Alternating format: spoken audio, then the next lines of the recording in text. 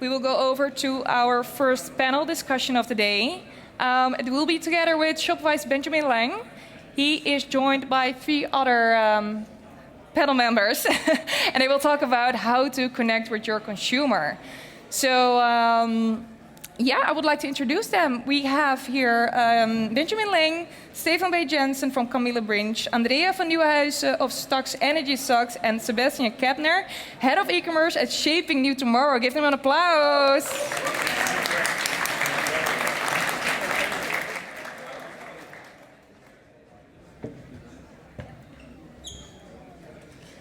Hi, everyone. Super happy to be here today. Thanks for coming. It's amazing to see such a crowd. Super happy also to have that panel discussion with 3 great clients, 3 great brands. So we are going to have that moment where we're going to have some questions. So my name is Benjamin, Ben. Benjamin is a really French name, so call me Ben. I'm head of Benelux and Nordics for Shopify. And super happy to be here. And here are my panel. So maybe we can do a small round of introduction, yeah? Of course. My name is Stefan. I'm a design technologist at a jewelry company based in Denmark called Camille Brinch Jewelry, and we do mainly women's accessories. Hi, I'm Andrea van Nieuwenhuizen. I'm the head of brand at STOX STOX, and we make premium compression socks to protect and improve your body performance. Thanks. And I'm Sebastian. I'm head of e-commerce at Shaping You Tomorrow, and we challenge traditional menswear. Cool. Thanks for the intro. Maybe the first thing is that we are going to talk about connect to consumer. So I'm going to just level the playing field and maybe introduce the concept here prior to jumping into the question. So first thing is that we're entering a new area, right, of commerce. We have been seeing shift of wallets, people were spending differently, the behavior changed along the last years. Now we're seeing a shrink of wallets, we're seeing people that are spending less. There is a crisis coming, we talked a bit about it earlier. So there is a whole context on top of the new policy around data protection with iOS 14 that we saw a bit earlier too. That new context means that we need to work way harder. We need to go the extra miles if we want to connect to consumer and if we want to create loyal behavior around our clients. But we're here to tell you that there is also new ways, and connect to consumer is a new way. It's moving from direct to consumer to connect to consumer, and there is 3 layers on that are quite important. First one is that the consumer now, we need to touch them where they are. So interaction is at the forefront of every customer interaction that you have. That's the layer, the groundwork. Second layer is about making sure that we are connecting with our clients in all the different pathways that they might have, where they could be. You know, it could be social commerce, could be community commerce, could be B2B, could be online, offline, all the surface that you have with your clients. We really need to find a way to interact with them with the same unique story across all the different surfaces that you have to create that kind of feeling that will increase customer loyalty.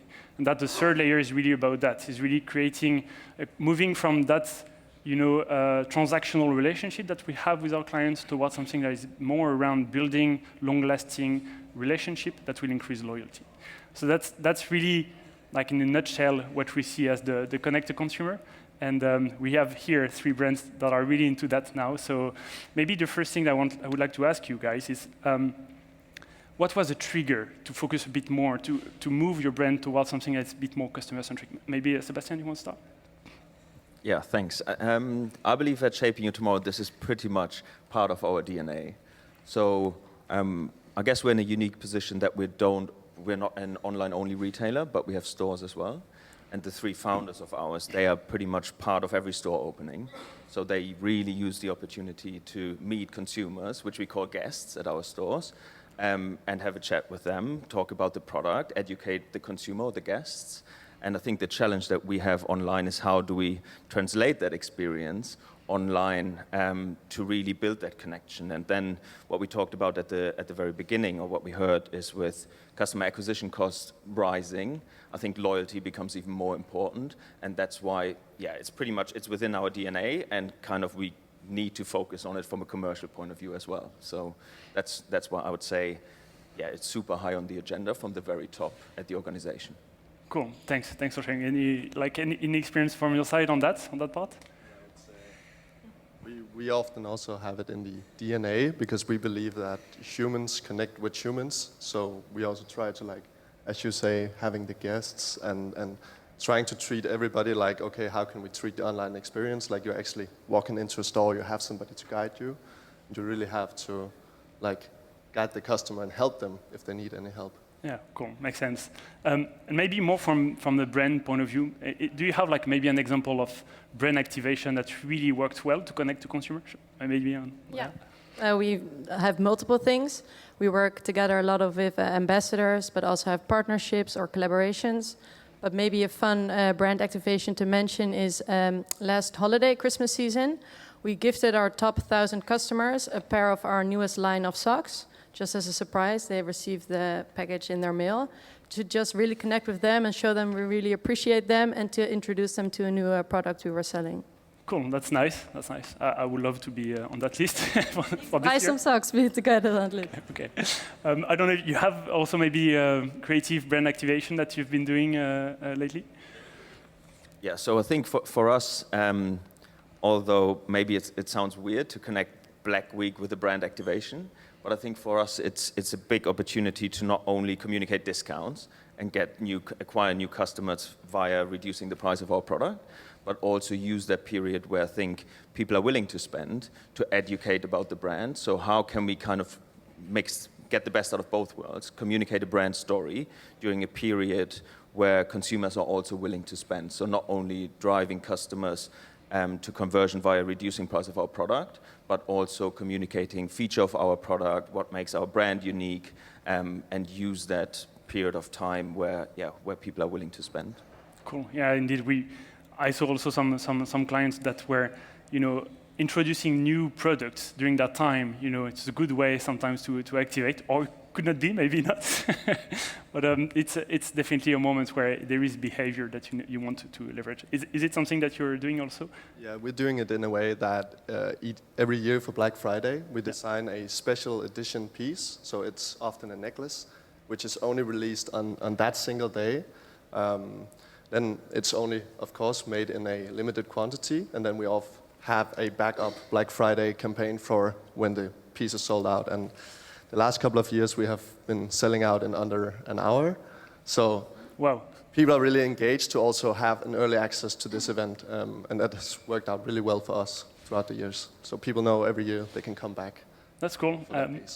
And maybe like another question would be, when we're talking about a lot of different surfaces, how to connect to your customer, what is the main challenge that you've encountered along the way? I don't know if you want to start. I would say it's like being consistent in a way. Like you have to also make sure, for us, it's worked really well that we do this as traditions. We don't do like a surprise sale at any point. We try and set like each date every single year, and it's often like dates that are specific for our company. So our founder, Camille, when it's her birthday, we of course throw a huge birthday party for her. Like with the consumers, everybody is on the guest list and they can come in and buy from us. And the same with Black Friday, that people know it's this exact date every single year that they can come back and shop with us. So you're really bridging like online and offline on that moment? Yeah, I would say so. Cool. Andrea, maybe? Yeah, no, for us the same. We never do any sales, only every year at Black Friday. Yeah. Cool, perfect. And in the omni-channel part, is it something that you've experienced some challenge? Yeah, I would say that it's a two-folded answer. One is like we grew so fast and had to take decisions, whatever was best at that point. So we, as part of that, is kind of a legacy, although we are not that of an old brand, but we have technical legacy setup that makes it hard to really connect all dots. And then on the other hand, I think is from a kind of internal setup, when you have lots of people working in their direction to bring it together, to make sure that the experience across the different touch points is really consistent. So that's why we said like we need to set up a team basically to own the consumer journey across different touch points to really focus on that. Okay, so you went really the extra mile here on creating a specific team for that. Yes, 100%, because I think we and our founders are also super engaged. They love the different stories and the campaigns, but I think to really put the consumer first, it's important that someone owns the experience across the different touch points. Yeah, ownership is important for sure. Okay, cool. And maybe more on the experimental side. So you went through this idea of having a specific team to focus on that. So you experimented. Do you have like also other examples that things that you've tried that have been working, things maybe that worked less on that journey? Yep.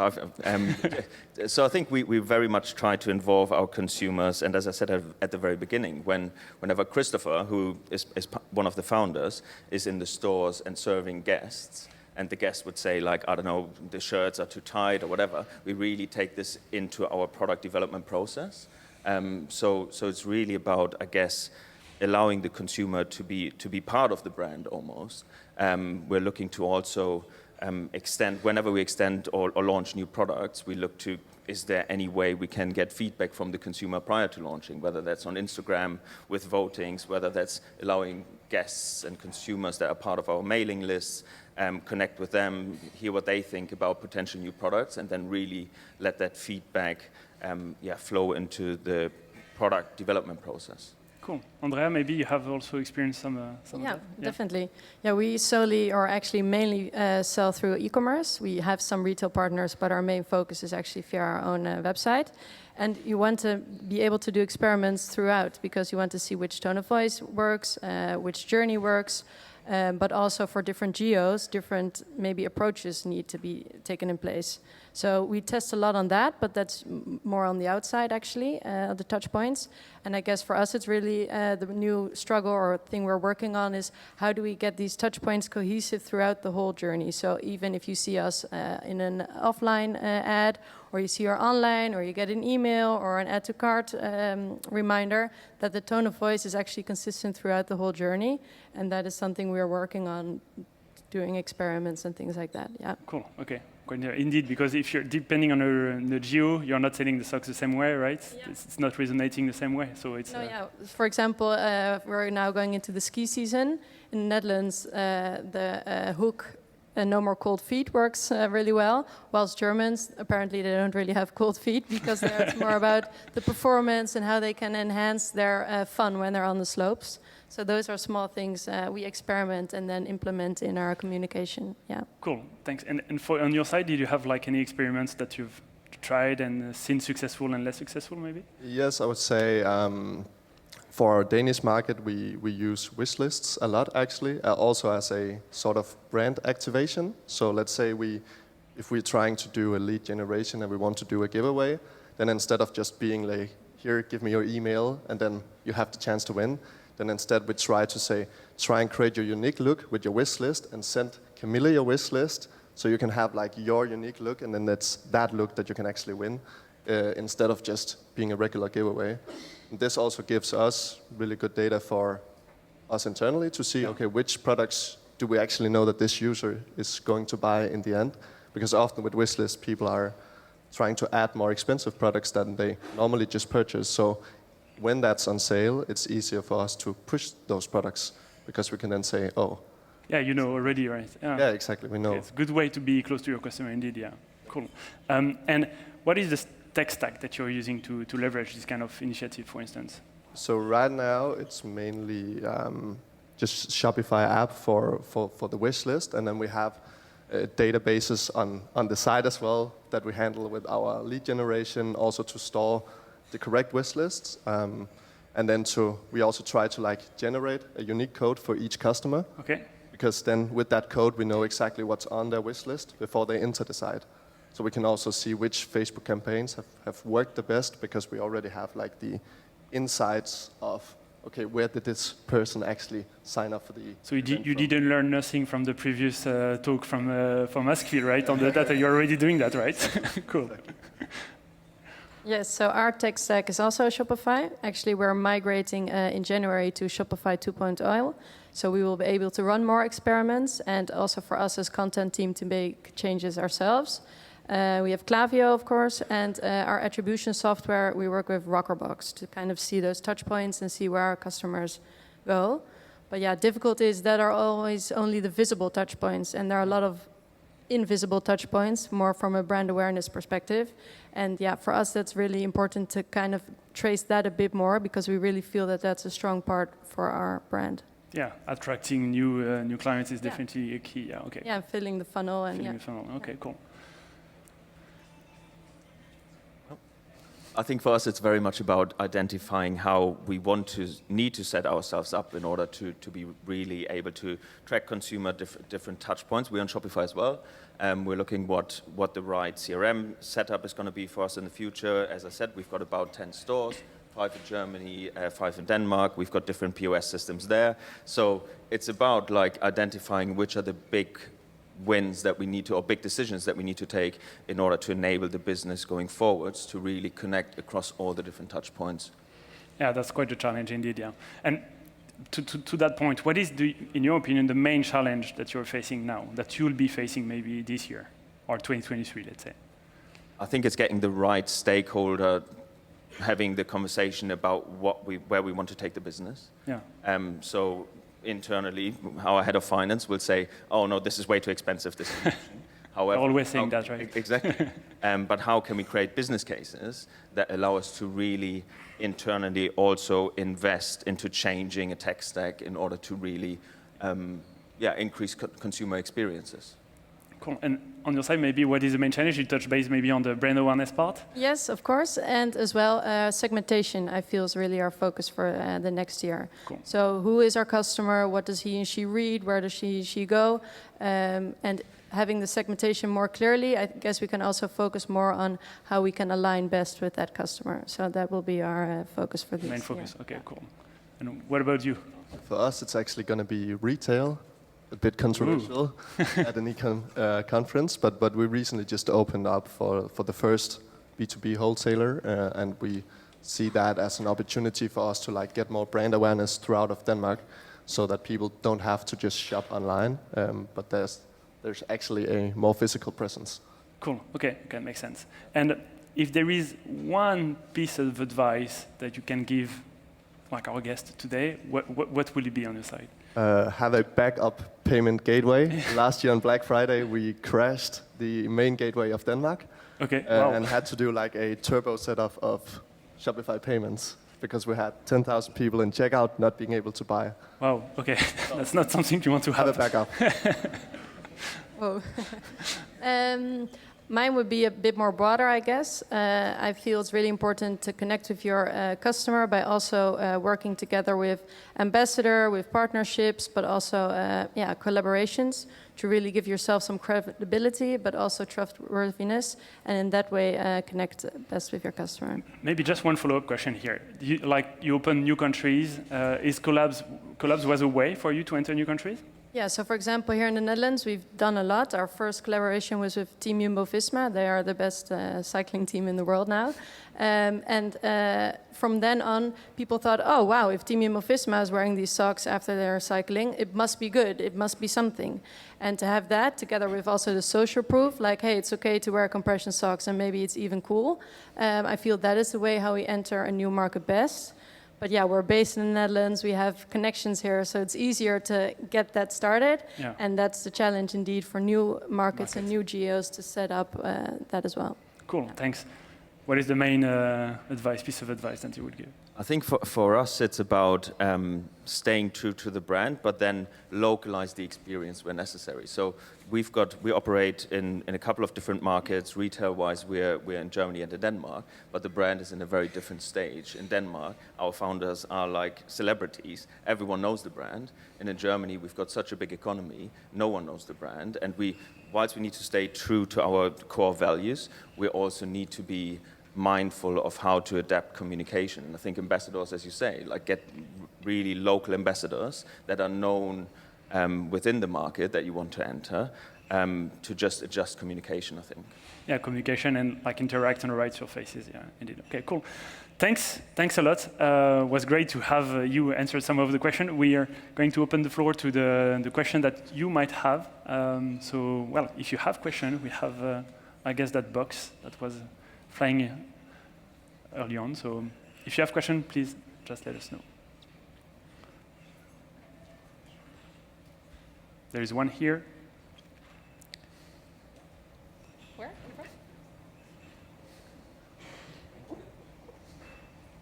To you. Jewelry is such a personal item.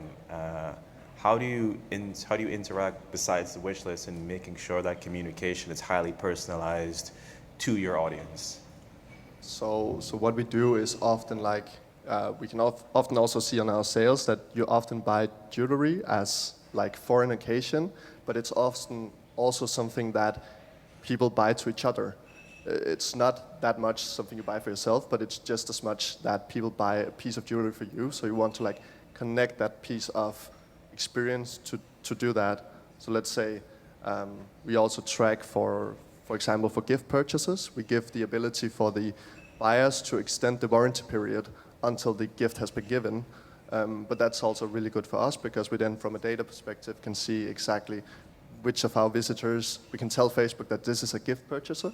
So they might not be as important afterwards as the actual purchaser is. I was literally thinking that must be quite interesting for your segmentation because you've got a lot of gift purchases, so it tells you about their intention for another person, but it doesn't tell you a lot about them as an individual. And it opens up for, let's say it's a birthday gift, then it's easier to say like after a year, try to like have retention and say like, remind them without being, of course, pushy and saying, hey, we knew you bought that last year, but like just slowly trying to increase the frequency of emails coming up to that point, because then we know, okay, then we're at least on top of their head, and if they had a good experience last time, might as well come back. Thank you. Yes, just catching in on what you said, like if they have a good experience, then they come back. How would you advise to handle it if they don't have a good experience? We always try to, at least if we get bad reviews as well, we try to also open a discussion with the client as well, because if they didn't have a good experience, it's often because we can improve in the end. So we also try to hear and say like, why was this a bad experience? Did you have any issues with finding the right size? Did you have any complications during the exchange or return of the products? Or however it must be, like with the quality or something like that. Because then we can also take it into account and we can say like, okay, if it's the product, then we know, okay, we need to look at manufacturing and say, okay, why is this product not holding up as we want to?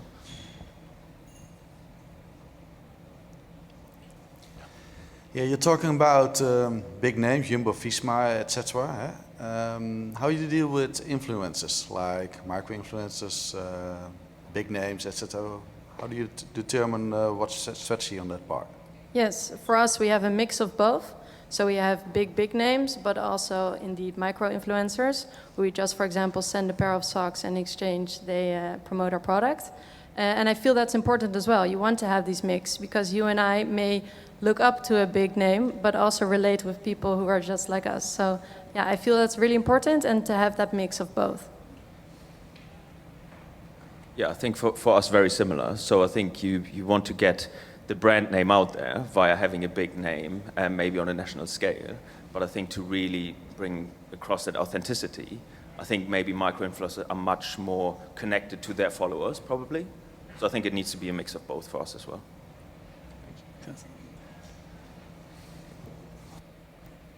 I had a question for STOX. I saw on your website that each extra product that you buy get an additional 20% off, and you just stated that you don't do like sale periods unless it is Black Friday. And I saw that you have vriendenkorting as well. So no, I was interested to see if if this is like the way to do it, like the golden mean to upsell with a little percentage off and then no sale periods, as the golden mean of not always complying to the sale periods that people have in the industry. Yes, exactly. So, yeah, for me it even doesn't feel like a sale, the upsell. Yeah, that's just like a typical standard thing we always have, and for the rest we never have sales. So what you say, for us that is the golden. And how does it translate into results, if I may ask, because I don't know if you did it from the beginning, that you have sale periods and you compared it to this new model. Did you do that? Did you compare it, or did you always do this strategy from the beginning of the company? No, at first we didn't have it, and we did see an increase in our average order value, and that was also the reason behind we wanted to do it in the first place. So yeah, we did see a good result in that. So for us, that really worked, yeah. Okay, thank you very much. Very interesting.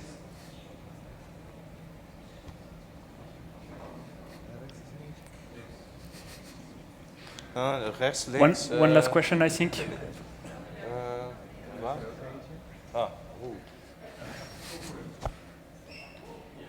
Hi. Talking a bit more on the discount when you upsell, do you have different strategies for different types of customers based on loyalty, for instance? Well, for now, the 20% of your second item is just throughout the site, so for every product. But we also have a refer a friend campaign running, because also for us, our product, you experience it by wearing the socks, and then you think, wow, this is great, and you obviously tell your friends. So we see that 25% of our customers are via someone they know. So I would say those two are our main upsell. So people telling each other and then being able to refer someone and get a discount, or getting the discount by adding a second pair. Perfect, thank you. We're on time. Sorry, if you have, we'll follow up right after, okay? Because yeah, we're on time, so we need to wrap it up. Yeah. Thanks everyone. Thanks for your time.